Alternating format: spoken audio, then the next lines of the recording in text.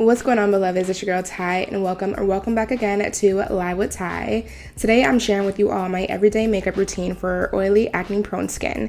If you've ever wanted to achieve a simple and natural look while keeping your skin nice and happy, this video is going to be for you. Now, would you believe me if I told you that I only started learning how to do my makeup 5 months ago? Yeah, it's been actually a pretty fun journey. I'm not an expert, not claiming to be one, but I'm honestly so proud of how far I've come. So let's just get right into it. Now, first things first, you're gonna use a makeup primer. Now, if you're like me, I did not know what a primer was for up until I decided to really deep dive and figure out how to do my makeup. I'm using the e.l.f. Cosmetics Power Grip Primer. It's a gel formula that does a really good job of gripping the makeup to give you a long-lasting, natural, dewy finish, and it's non-comedogenic, which in skincare terms means non-pore clogging. This is such a key step for me because I've got oily skin and it helps everything stay in place. I just pat it into my skin and let it sit for a minute to really absorb. Now let's get into the brows, and this is honestly the longest step of my makeup application process because I feel like as long as your brows are good and you have like a nice gloss, then you're really set for real. But I'm going in to shape my brows with this Enhanced Elegance Brow Hold Gel. This was actually gifted to me as a Mother's Day gift maybe like 2 or 3 years ago from a small business local in the DMV. If she still has it available, I will definitely link it down below, but this is the only brow gel that I have come across that does a really good job of like holding. Like, y'all see how hard it is for me to actually maneuver it? That's what I need in a brow gel because my brows can definitely start to curl up or like fall over, and I have sparse brows, so I really need it to stick and hold so that I can have the desired shape that I'm looking for. As you guys can see, it's starting to look a lot fuller with a lot more shape and body.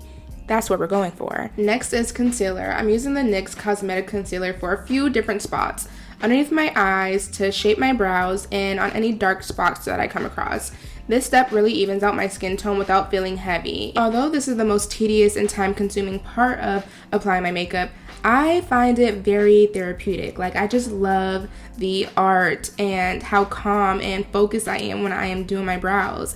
And in this particular instance, I did not fill my brows in, which I haven't really found the perfect brow pomade or brow pencil to fit me. So just applying the brow gel with some concealer, you can really see the shape and what I potentially could have if I had filler brows. I've actually looked into doing microblading or micro shading, so maybe that's something that I will seriously consider in the future. I still got to do my research on it, but for now I'm good with applying a brow gel and some concealer, and it's still giving me the look that I'm going for.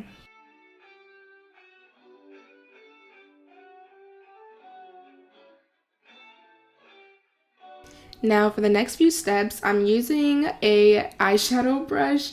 I'm sure this is not the right brush or whatever for this application, but this is just what I have, so this is what I use. But I apply it underneath my under eye areas and then on any parts of hyperpigmentation that I have on my skin. And then I typically use the same brush to blend everything in. For some reason, I found this smaller brush and I thought that would be easier for me to blend out my brows, but it wasn't really moving. It wasn't really doing what it needs to do. So I just went back to my tried and true angled brow fill brush and used that to basically brush down the concealer, blending it into my lid. And then I go in with the eyeshadow brush and do the same underneath my under eye area and then any areas of hyperpigmentation as well.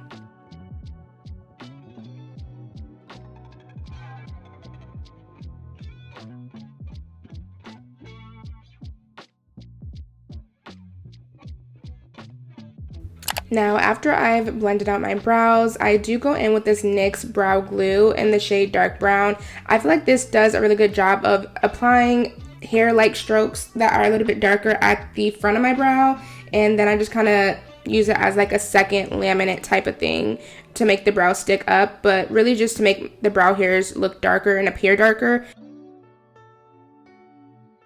Now it's time to go ahead and blend out the rest of the concealer.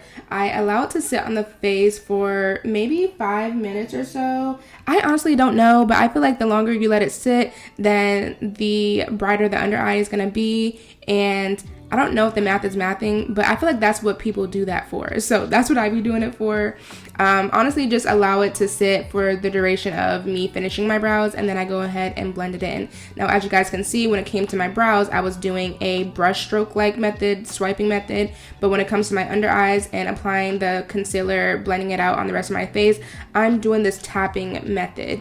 There was this girl on TikTok that I came across, and she does like beginner makeup tutorials. I got this hack from her, and I feel like it really just applies a lot better on my skin. Like, it's a more smooth finish. It's not as like brushy, or like, it definitely gives me a good even complexion.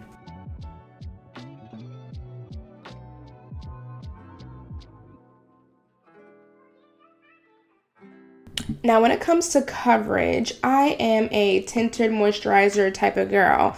Not against foundation or full coverage glam, but as for everyday makeup wear, that's just not for me. And being an oily, acne prone girly, it's really important to know the ingredients that comes in these products. So about 2 years ago now, I was put onto Laura Mercier, their translucent deep powder and their oil-free tinted moisturizer with SPF. These two products are my go-to for my everyday wear. It's a must-have. The powder helps with minimizing the oil throughout the day, and the oil-free moisturizer helps with maintaining a semi-covered look without clogging my pores.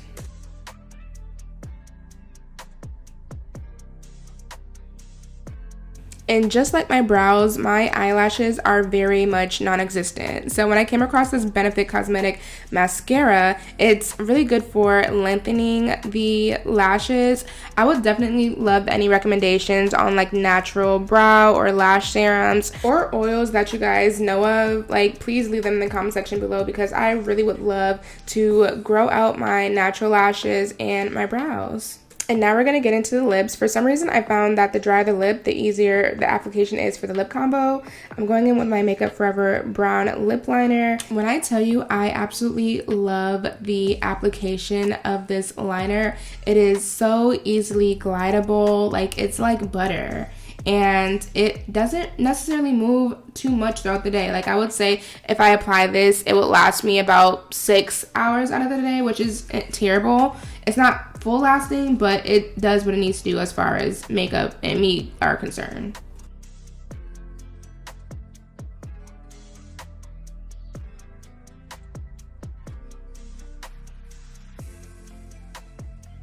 And then I go in with the NYX Butter Gloss. I love these glosses. I actually want to go back and get maybe like 2 different shades of a nude, but I apply this first, and then I go on top of it with a glossier gloss from Refi in the shade Taupe, I believe.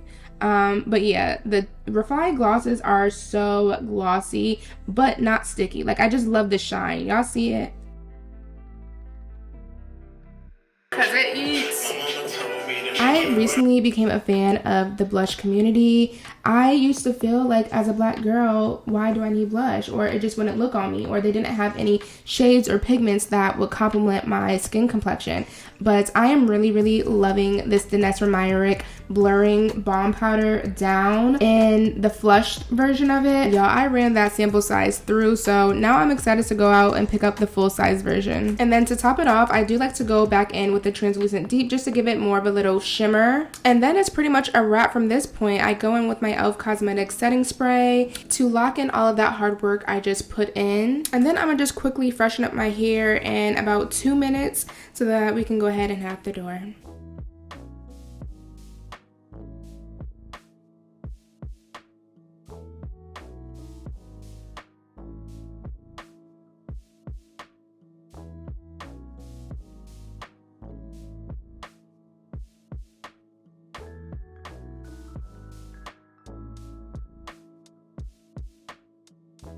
And that's pretty much my 9-step routine for my oily, acne-prone skin. Learning to do my makeup didn't necessarily come from a place of insecurity, but it was more so all about exploring a different level of womanhood and discovering what makes me feel good. So yeah, it's not to get it confused. I absolutely love how I look naturally. I've spent a lot of time and years just like pouring into me and knowing that I am beautiful with or without anything. But taking out the time to learn this beauty habit was something that I just wanted to do for the younger version of myself, you know? Thank you all so much for tapping in with your girl today. Don't forget to like, comment, and subscribe. And if there are any takeaways that you are leaving here today with, definitely drop them in the comment section below. But until then, peace.